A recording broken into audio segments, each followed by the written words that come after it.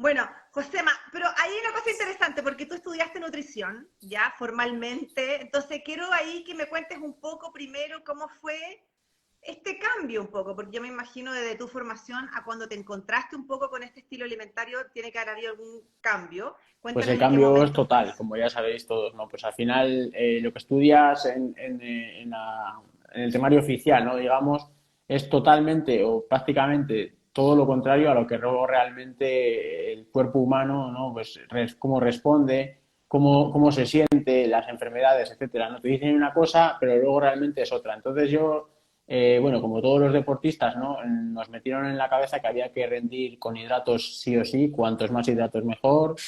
Y bueno, pues cuando somos jóvenes, pues eres capaz de ir salir de fiesta o eres capaz de hacer lo que sea y luego ir a hacer tu deporte y el cuerpo, pues 5 o 6 horas que duermas es suficiente para estar listo, ¿no? Pero bueno, a medida que vas cumpliendo años, pues el cuerpo ya no deja de ser tan eficiente, ¿no? ¿Y qué pasa? Pues que vienen las molestias intestinales, vienen los gases, vienen la inflamación, viene que todos los días estás que no estás bien, ¿no? Y al final dices, bueno, pues esto que yo he estudiado, vale, me parece muy bien, pero aquí hay algo que no nos han contado. Y es cuando yo decido por mí mismo empezar a investigar otras cosas, ¿no? Y bueno, también gracias a gente que me ha ayudado o que me ha dicho, pues sí, hay otras vías, hay otros autores que tienen estudios paralelos que no interesa decir en las universidades o en los temarios oficiales, ¿no? Entonces, un poco apoyándome siempre en evidencia científica, pero en estudios que yo consideraba que estaban bien hechos, y luego en estudios que yo propiamente o con deportistas, una vez me han dado la opción, he realizado, pues me he dado cuenta de que esto no iba bien, ¿no? Que lo que nos han enseñado es, realmente está todo, yo lo digo siempre, que está todo en torno a la industria, ¿no? Y a lo que interesa vender, ¿no? Realmente no interesa que el ser humano exponiéndose al sol y haciendo deporte esté sano, porque eso no da dinero. Entonces yo lo veo así. No sé si la gente lo ve tan bien o tampoco es una teoría conspiranoica, pero simplemente yo me he dado cuenta, pues bueno, pues que al final la enfermedad está ahí y hay que poner remedio porque lo oficial te acaba enfermando. Claro. Oye, Josema, pero hasta antes del cambio tú también entrenabas Sí, full tu ciclismo, ya estaba, ¿desde cuánto yo tiempo tú eres llevo ciclista haciendo deporte como toda la vida. de larga Empecé con alianza? fútbol, pero bueno, hacía de todo tipo de deportes. Y el ciclismo siempre me apasionaba y pues por las lesiones al final me acabé dedicando exclusivamente a competir en ciclismo, ¿no? Y fue a partir de realmente el ciclismo, que es un deporte tan exigente de tantas horas, cuando ya empiezas a darte cuenta de todo esto. ¿Y cuántas horas son las que tú Pues haces actualmente un poco menos, porque al final el tiempo que nos lleva todo, tanto el estudio, el trabajo, etcétera, ¿no? La familia, cada vez va siendo, cada vez que cumplimos años, pues va siendo un poco más, como todos sabéis, más complicado compaginar.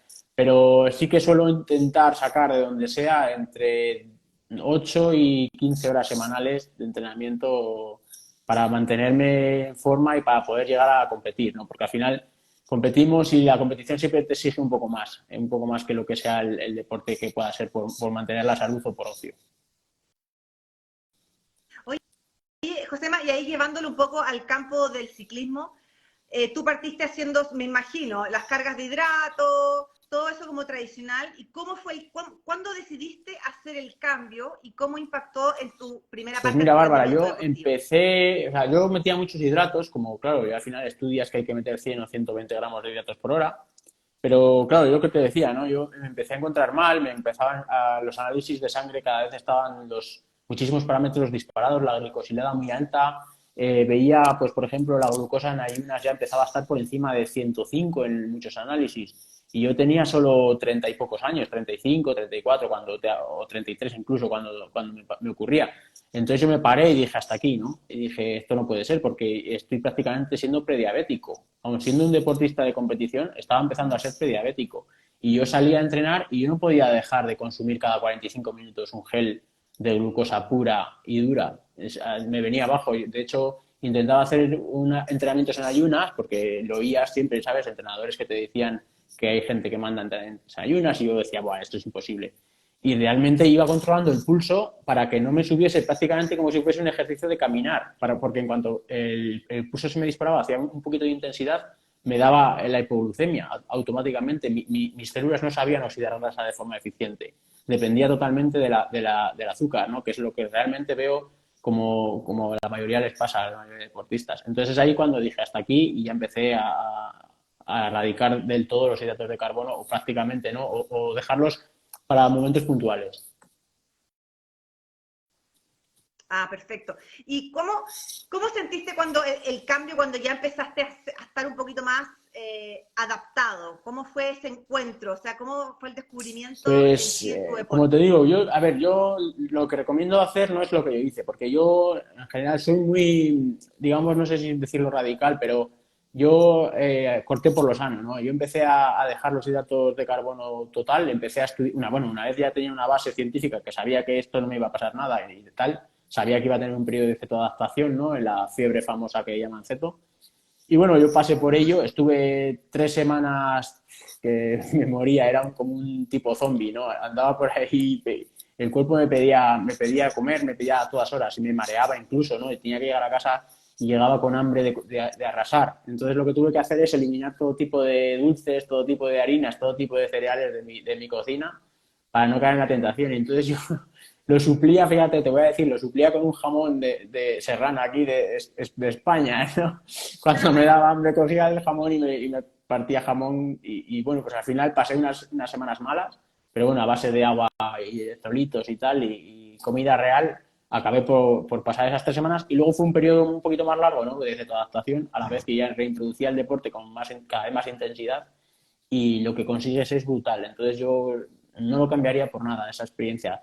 Tanto la mala, porque gracias a la mala me di cuenta de la buena, ¿no? Y la buena, por supuesto, pues es lo mejor que la salud, al final es lo ideal. Y ahora con respecto a los deportistas, ¿cuáles son tus recomendaciones? Por ejemplo, para los de endurance o de largo aliento. ¿Cómo encontráis tú que es lo mejor para hacer la Yo creo transición? que ¿Cómo lo hacerla? principal es, porque la mayoría de gente, bueno, lo que hemos estudiado no son 5 o 6 comidas muy pequeñitas, pero muy frecuentes. Entonces, lo que yo siempre les digo es que empiecen a bajar poco a poco la frecuencia de las comidas y a hacerlas un poquito más grandes cada una, ¿no? Más saciantes. Y que no tengan miedo, porque hay mucha gente que está con la calculadora de las calorías y todas estas cosas. Yo siempre digo que esto lo aparten, que borren las aplicaciones de las calorías y que dediquen a saciarse, ¿no? Con comida de humano, con sobre todo grasa, proteína, y que cuando tengan hambre pues hagan un ejemplo como el mío, ¿no? Que tengan a mano comida real y que coman cuando tengan hambre, hasta saciarse. O sea, es decir, no decir, no, venga, pues voy a pesar 2 filetes porque tienen tantas calorías y no me puedo pasar tanta proteína. No, no, al final el ser humano no funciona así y lo que me gusta hacerles entender es eso.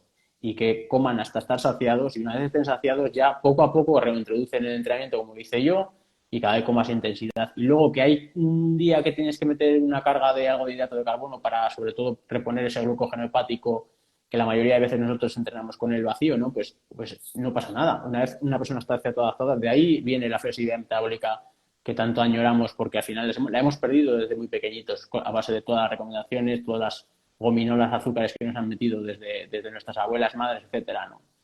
Y bueno, yo tampoco las culpo a ella, pero es que al final nos han estropeado esa flexibilidad y es lo que hay que intentar recuperar. ¿Y cuánto tiempo llevas tú Pues ya desde como que cetoadaptado?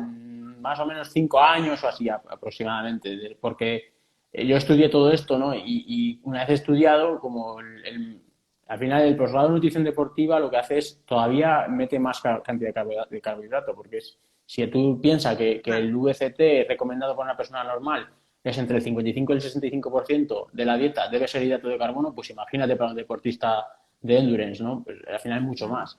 Entonces ya es cuando acabé de estudiar, yo todavía pisé más el acelerador y es cuando mis síntomas empezaron a ser todavía más graves y es lo que te he contado, ¿no? De la glucosa, etcétera. Y a partir de ahí fue cuando dije hasta aquí. Entonces, pues sí, 5 o 6 años calcularé yo. Y tardé bastante en rendir, ¿eh? Tardé, te diría que cerca de un año en poder rendir fuerte a tope. O sea, no notar si cargo o no cargo. Digo, con un entrenamiento de 1 hora, ¿no? O 2 o Ya. hasta 2,5 más. Luego ya, claro, obviamente vas depletando los depósitos de glucógeno y en un entrenamiento, si tú los depletas y no repones en el entrenamiento, obviamente al final vas a bajar el rendimiento unido a la fatiga, ¿no? Mm.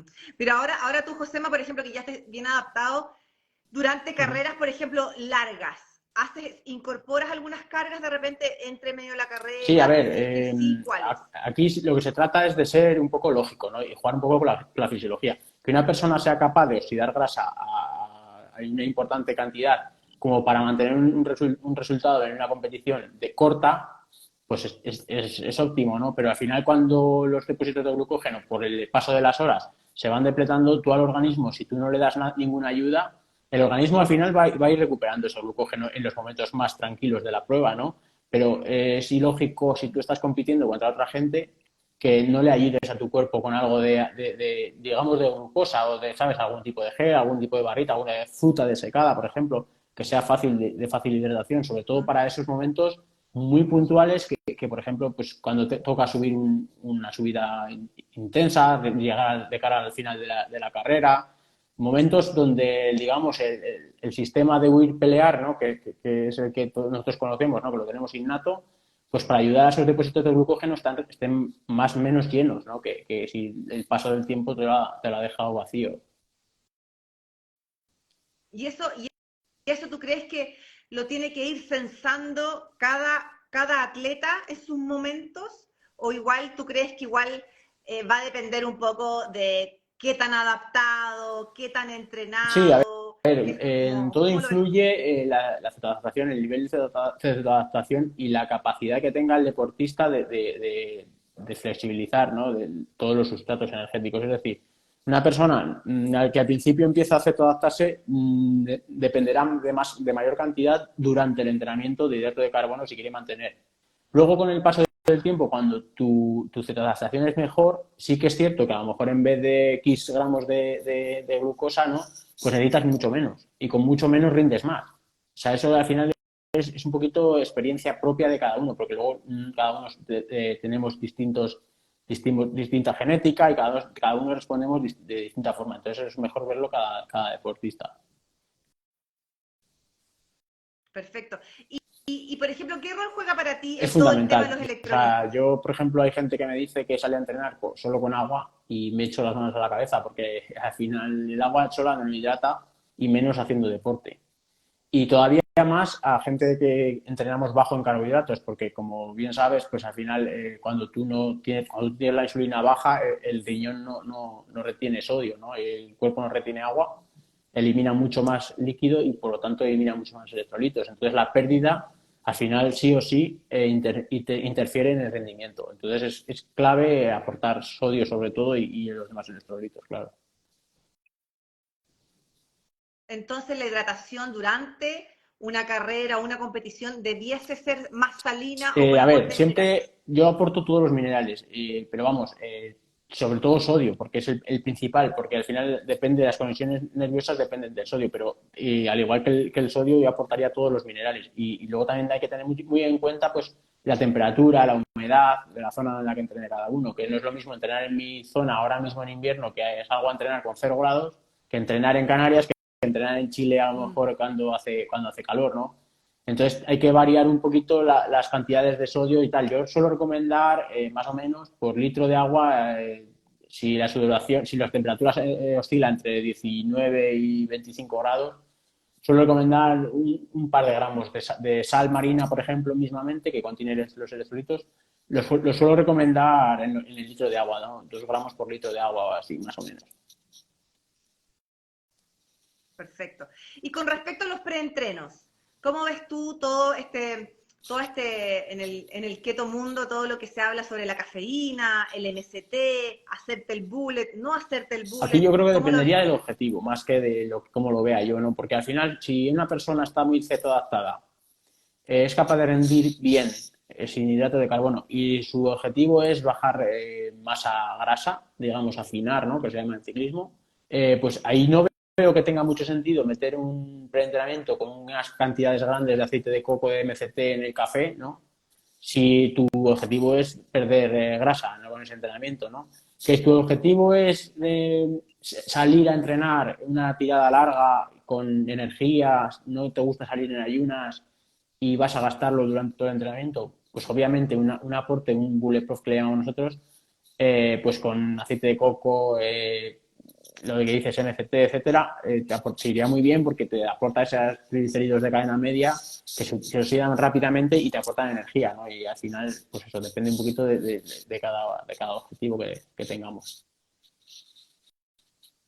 Perfecto. Y en términos de post-entreno, ahí tú cómo recomiendas la ingesta, que sea al tiro, hay A que mí esperar, ¿cómo lo ves tú? también dependería un poco. A ver, lo principal es saber qué tienes que hacer el día siguiente, ¿no? Si al día siguiente tienes otra prueba importante, pues cuanto más tiempo dejes sin comer, peor, ¿no? Porque al final, cuanto antes comas, antes recuperas esos depósitos de glucógeno para el día siguiente. Si al día siguiente no tienes un entrenamiento, o tu entrenamiento va a ser suave, o no tienes intensidad, etcétera, pues tampoco te interesa comer muy pronto, porque al final cuando tú terminas de entrenar, el cuerpo mientras va volviendo a la calma, sigue oxidando muchísima grasa.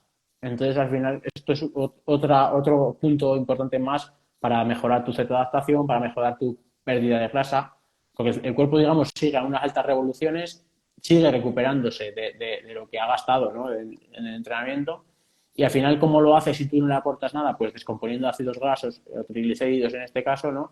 Vía hígado con el glicerol para producir glucosa, para las células que necesiten, o vía ácidos grasos y cetonas, ¿no? Para el resto de músculo cardíaco, etcétera, ¿no? Para reponer. Entonces, todo esto siempre es un gasto más de grasa que al deportista siempre le interesa. Entonces, si no tengo otra cosa al día siguiente, intentaría retrasar todo lo que pudiese mientras no tenga hambre. Claro, tampoco tienes cuestión de llegar y estar muriéndote de hambre y estresar más a tu cuerpo, a tu sistema hormonal, sin comer, ¿no? O sea, aquí juega un poco también el equilibrio y la lógica.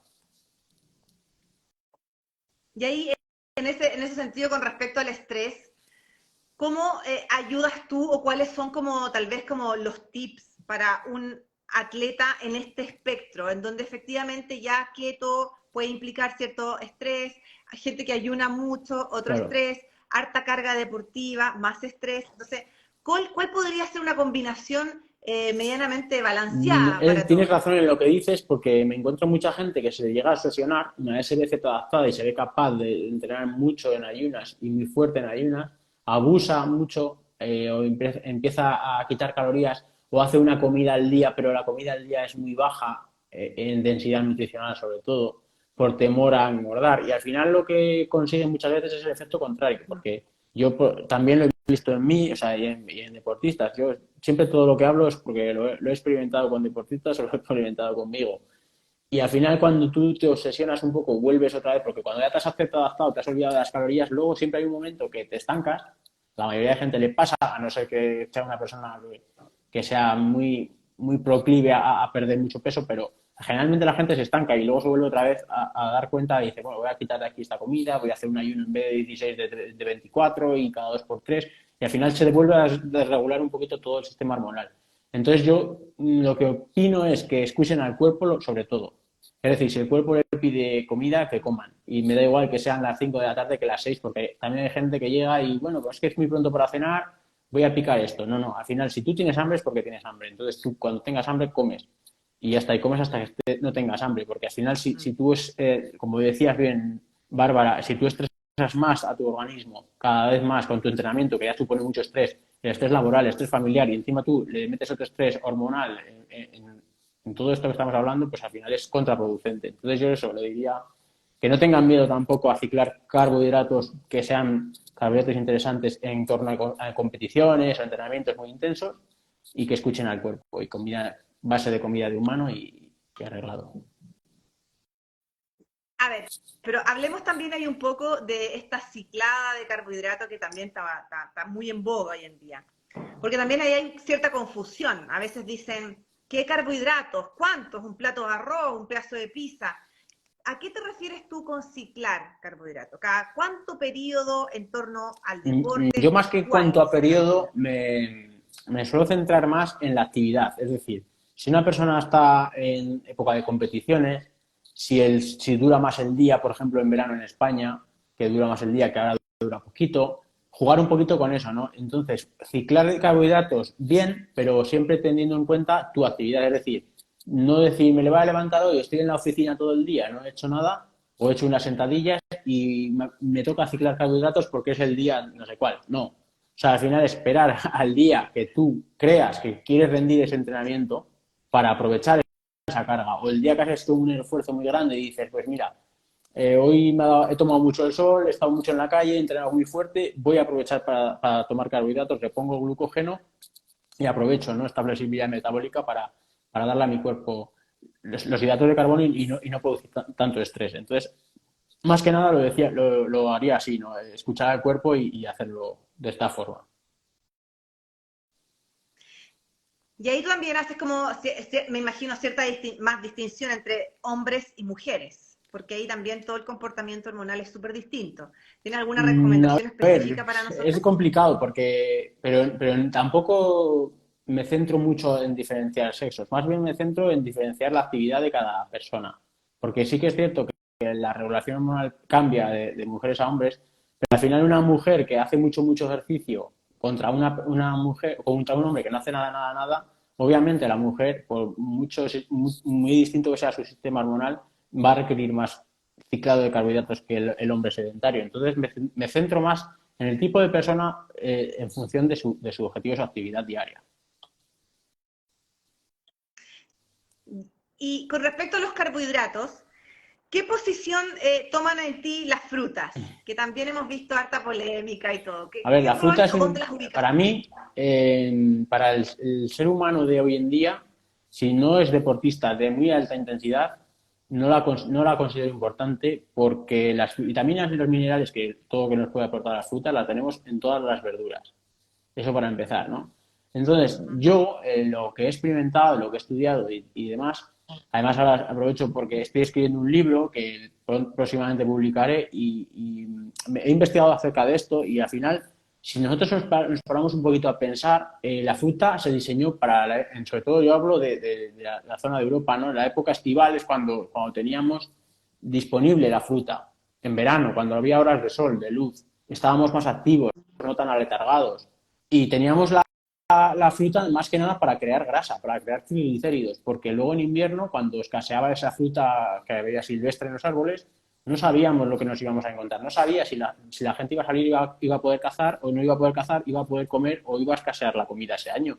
Porque a lo mejor venía un frío, a lo mejor venía una época en la que no había cambio disponible. Entonces, la fruta yo la veo para crear grasa corporal que luego poder gastar en invierno cuando la comida escasease. Lo que pasa es que hoy en día vivimos en un verano sin fin, tanto en Europa como en todos los sitios, que aquí ahora mismo en Europa en los árboles tú los ves y están pelados, no hay ninguna fruta. Las frutas vienen pues de Sudamérica, de etcétera, ¿no? De zonas donde no nos Claro, corresponde claro. por nuestra ubicación geográfica. Entonces, al final, si nosotros generalmente en invierno estamos más aletargados, como antes, ¿no? Y tenemos comida disponible en la nevera, no como antes, a todas horas, ¿de qué sentido tiene comerte 5 frutas al día si tienes comida de humano disponible? O sea, la fruta era para almacenar energía en forma de triglicéridos, en forma de grasa, ¿no? En el corporal, para luego gastarla, pero es que ahora no tiene sentido porque Sí. tenemos comida todo el año. Entonces yo la veo ahí, o sea, fuera del rendimiento deportivo, del puro llenado de glucógeno de los depósitos hepáticos y musculares, no la veo, o sea, no la concibo, no la concibo. Bien que una persona deportista se le coma una fruta, me parece perfecto, pero porque ha hecho deporte. Si no, no lo veo. Sí. Sí, ahí hay algo interesante que no es anecdótico, pero lo quiero contar como experiencia. Nosotros acá en verano, enero, febrero, yo siempre Uh -huh. consumo más fruta porque me gusta mucho. Y siempre que llego a mi medición de marzo, siempre me levanta un poco más el Claro. triglicérido y después obviamente se me estabiliza. Pero en el fondo es por eso. Y está bien, creo yo, que uno le tenga un poco esa mirada como más estacional, pero efectivamente estar consumiendo fruta todo el rato es mucho. Y además quiero que nos cuentes tú también desde la nutrición todo lo que pasa en el Al final, hígado con la fructosa. el azúcar de la fruta, bueno, la fruta tiene glucosa y fructosa, ¿no? La fructosa va directamente al hígado y se metaboliza, parece mentira, ¿no? Pero el alcohol se metaboliza de forma similar. Y al final lo que nos provoca el comer tanta fructosa, a ver, alguien que me escuche y se va a echar las manos a la cabeza porque va a decir, hoy en día con todo el jarabe de maíz de alta fructosa, con toda la cantidad de procesados que hay, me está comparando el azúcar de la fruta. A ver, yo quiero aclarar esto, es decir, sé que es mucho mejor una fruta que cualquier procesado industrial o que cualquier endulzante, ¿no? Eso, vamos a partir de Pues, esa base. Pero es que yo me pongo en el que salgas a la calle y el 70-80% de la gente está con obesidad. Entonces, a esa gente no le hace ningún bien comer 5 piezas de fruta al día. Es a lo que yo voy. Claro, es lo que me dicen. Dice, claro, es que lo malo de la Exacto. fructosa es el azúcar de alta fructosa, etcétera, etcétera, procesados. Bien, eso sería tirarse de un puente de 20 metros abajo. Pero es que comer 5 piezas de fruta a una persona que es obesa es tirarse de un puente de 10. Entonces, ¿qué hacemos? ¿Nos tiramos del de 20, del de Claro, 10 o de ninguno? Pues yo prefiero no tirarme de ningún puente, ¿no? Entonces, al final es lo que hablábamos. Hay que ser un poco conscientes y coherentes en donde vivimos ahora mismo, ¿no? No vivimos para nada en la escasez. Entonces, lo que hablabas, ¿no? La fructosa, cuanta más fructosa te metes, al final el hígado lo convierte, va convirtiendo en grasa y se va almacenando en grasa visceral, que es la peligrosa. Y es la que está provocando multitud de enfermedades hoy en exacto. día. Oye, Josema, y ahora pasémonos a otro macro que es también muy interesante y que está hablándose bastante, que es con respecto a las proteínas. ¿Ya? Hoy en día sabemos, la recomendación basal se hablaba de 0,8, 1,2 por kilo y hoy en día la estamos llevando bastante más hacia arriba. Cuéntanos un poco tu opinión. ¿Cómo juega la proteína acá? ¿La levantamos? ¿La Yo acomodamos? ¿Hasta dónde? no soy nada partidario de contar los macros, es decir, de decir uno punto tal, ¿no? Al final yo creo, ¿no?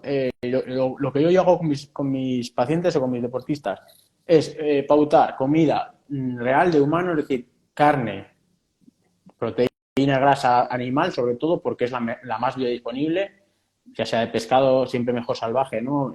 Alimentos de carne de pasto, etcétera, y estar saciado. Al final, yo creo que la regulación hormonal, o sea, tu leptina, tu grelina es la que te indica si tienes hambre, no tienes hambre, ¿no? Si estás saciado. Entonces, hacerle caso mejor, yo opino, ¿no? Hacer caso mejor a tus hormonas, a tu cuerpo, cuando tú estás saciado, que a una calculadora que te diga llevas tanto X de kilo de peso. Al final, además, es muy sencillo. Cuando una persona, si hay muchos deportistas de aquí, entrenan 2-3 horas al día, al final tú tienes más hambre que un día que has estado todo el día en la oficina. Y eso al final tú tienes que escuchar al cuerpo. O sea, es decir, una calculadora te diga que tienes que comer 2,0 de proteína al día cuando tú has hecho 3 horas de bici, ¿por qué tiene que ser igual que 1,8 si tú has hecho 0 horas de bici? O sea, tienes que escuchar a tu cuerpo y al final, yo siempre digo en los documentales de animales que hay en la tele, yo nunca me imagino a un león cuando caza y dice, no, me estoy pasando de proteína, me voy a dejar media cebra para pasado mañana, que acabo de cazar. ¿No? Entonces, al final, yo creo que ellos comen hasta que ellos no tienen hambre, porque no saben si van a poder volver a comer mañana, ¿no? Entonces, al final, tú hoy comes hasta que no tienes hambre y mañana ya, pues, el segundo ejercicio que tengas, tendrás más hambre o tendrás menos, y escuchar al cuerpo. ¿Y qué pasa ahí con toda esta gente que te dice, no, pero es que mucha proteína se va a transformar en gluconogénesis y todo Pues ese rollo? ¿Qué les decimos ahí? no, yo no tengo nada que decirles, porque es que al final, si pensamos en que la proteína se va a convertir en azúcar por la degradación de aminoácidos, entonces es que sería muy simplista, es decir, al final entonces tú no comes nunca nada de fruta por miedo a esto, o no sé, te vas a salir de acetosis por comer más proteínas. Es que hay mucha gente que se vuelve loca con la acetosis y dice, no voy a comer más proteínas porque voy a salir de cetosis. Bueno, y si acabas de comer es normal que salgas de cetosis porque tú tienes que anabolizar, ¿no? Que crear masa muscular y reserva de grasa, ¿no? Es normal que te salgas, ya volverás. Otra cosa es que te comas todos los días un cheat meal, una pizza, etcétera. Entonces es cuando ya no volver a cetosis, pero yo creo que se vuelve la gente demasiado loca con eso. No creo en ello tampoco. Me parece muy Muy bien, parecida, ¿ya? ¿verdad? Tenemos una mirada muy parecida de todo, muy parecida. Y lo otro que te quiero que hablemos un poco también en relación al deporte es el ayuno, ¿ya? Porque el ayuno también es una herramienta fantástica, también está muy en boga y también vemos que se está llevando hacia el otro lado. Entonces, ¿cómo juega el ayuno Para para mí ti? ¿En qué es momentos? fundamental porque te ayuda a desinflamar, te ayuda a dar un descanso al tubo digestivo, te ayuda a mejorar esa cetoadaptación, te ayuda al foco cognitivo. Al final, si tú tienes un trabajo, sea cual sea, ¿no? Estás mucho más concentrado con el estómago vacío.